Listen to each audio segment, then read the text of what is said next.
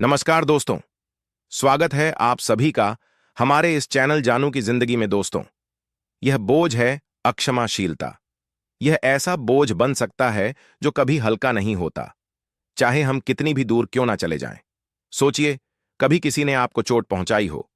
वह दर्द शायद आज भी ताजा हो, या फिर वह घाव समय के साथ और गहरा हो गया हो। शायद आप अब भी गुस्सा महसूस करते हो।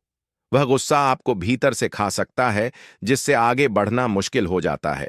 यह ऐसा है जैसे आप एक भारी बैकपैक लेकर चल रहे हो। हर कदम और मुश्किल हो जाता है, हर पल और थका देने वाला लगता है। आपको यह बोझ हमेशा नहीं उठाना है। माफ करना एक चुनाव है। यह निर्णय है जिसमें आप बोझ नीचे रखते हैं और वजन से आजाद करते हैं। चुनाव है जिसमें आप बैकपैक नीचे रखते हैं। मतलब यह नहीं कि आप भूल जाएं, इसका मतलब है दर्द को स्वीकार करना, लेकिन यह तय करना कि वह आपको नियंत्रित ना करे। इसका मतलब है ठीक होने का चुनाव करना। आप शांति के हकदार हैं। आप हकदार हैं कि आप हल्का और बेफिक्र महसूस करें। अक्षमाशीलता को अपनी खुशी छीनने मत दीजिए। जिंदगी बहुत छोटी है कि आप पुराने घावों के बोझ तले दबे रहें। आप आजाद होने का चुनाव कर सकते हैं। हल्के दिल और बोझ रहित आत्मा के साथ इस यात्रा को अपनाइए। माफी को अक्सर गलत समझा जाता है। लोग सोचते हैं कि यह बुरे व्यवहार को सही ठहराता है। यह सच नहीं है। माफी आपके बारे में है ना कि दूसरे व्यक्ति के बारे में। यह गुस्से और कड़वाहट को छोड़ने के बारे में है।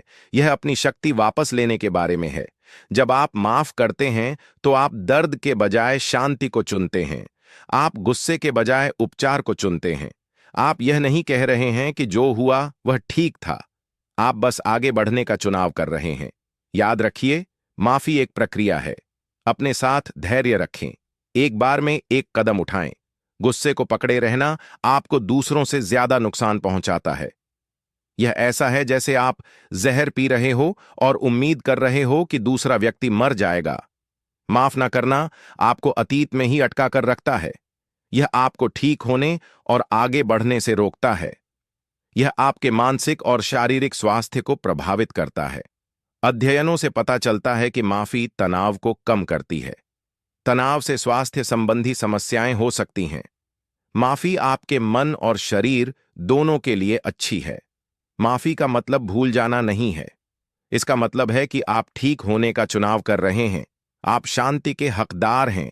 गुस्से को छोड़ दीजिए, माफी को चुनिए। माफी एक शक्तिशाली साधन है जो जीवन को बदल सकती है और गहरी शांति ला सकती है।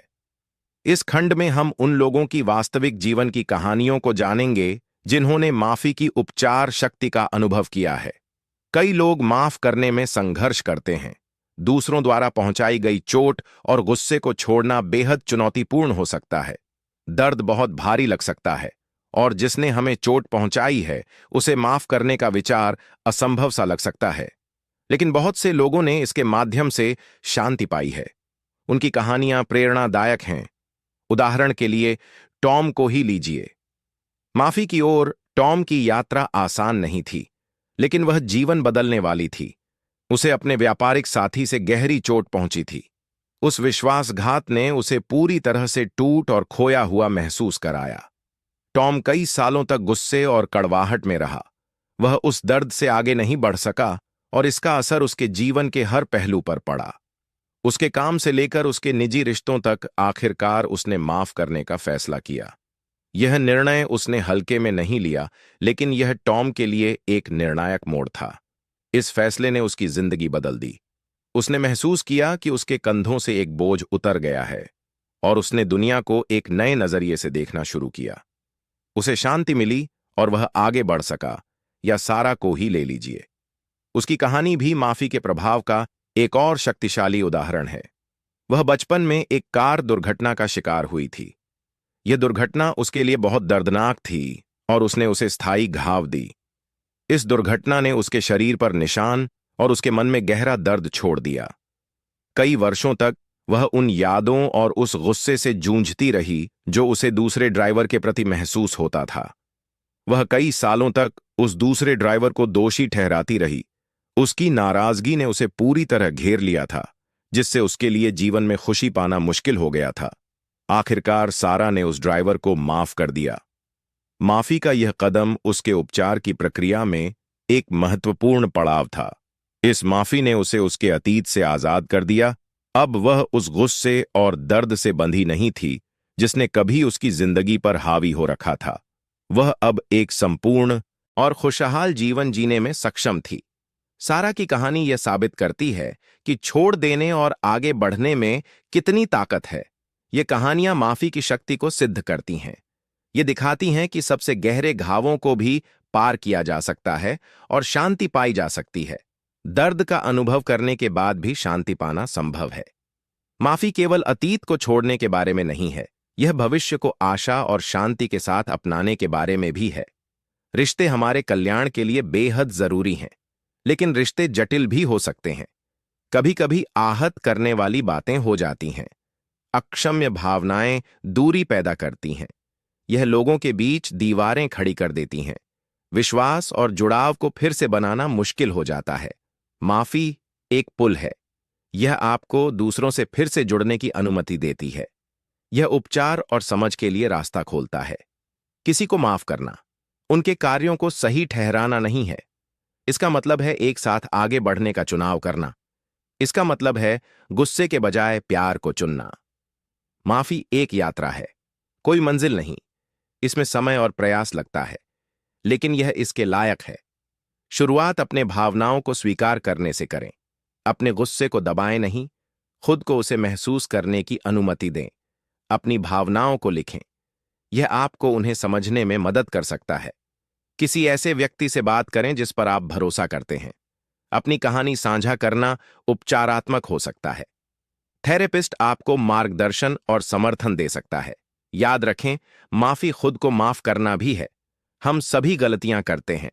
अपने प्रति दयालु रहें, अपनी गलतियों से सीखें और आगे बढ़ें। माफी एक शक्तिशाली उपहार है। यह एक उपहार है जो आप खुद को देते हैं। माफी को चुनें, शांति को चुनें, आजादी को चुनें। माफी एक यात्रा है, कोई मंजिल नहीं। यह एक रास्ता है जिसमें धैर्य और निरंतरता की आवश्यकता होती है।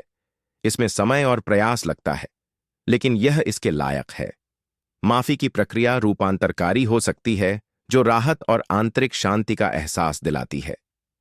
शुरुआत अपनी भावनाओं को स्वीकार करने से करें। अपने गुस्से को दबाएं नहीं। उन भावनाओं को पहचानें जो आप अनुभव कर रहे हैं, चाहे उदासी हो या निराशा। खुद को उन्हें महसूस करने की अनुमति दें। अपनी भावनाओं को लिखें। जर्नलिंग एक शक्तिशाली साधन हो सकता है जो आपकी भावनाओं को समझने और उन्हें संसाधित करने में मदद करता है। यह आपको उन्हें संसाधित करने में मदद कर सकता है। अपने विचारों को कागज पर उतारने से आपको स्पष्टता और दृष्टिकोण मिल सकता है। किसी ऐसे व्यक्ति से बात करें जिस पर आप भरोसा करते हैं। अपनी भावनाओं को किसी विश्वसनीय मित्र या परिवार के सदस्य से साझा करने से आपको सांत्वना व समर्थन मिल सकता है। अपनी कहानी साझा करना उपचारक हो सकता है। यह आपको दबे भावनाओं को बाहर निकालने और नए दृष्टिकोण पाने देता है। थेरेपिस्ट मार्गदर्शन और समर्थन दे सकता है। पेशेवर मदद आपको सामना करने और ठीक होने की रणनीतियां दे सकती है। याद रखें, माफी का मतलब खुद को भी माफ करना है। हम सभी गलतियां करते हैं। अपने प्रति दयालु रहें। माफी की यात्रा में आत्मदया बहुत जरूरी है। अपनी गलतियों से सीखें और आगे बढ़ें। हर गलती विकास और सीखने का एक अवसर है। माफी एक शक्तिशाली उपहार है। यह आपको नाराजगी और गुस्से के बोझ से मुक्त कर देता है।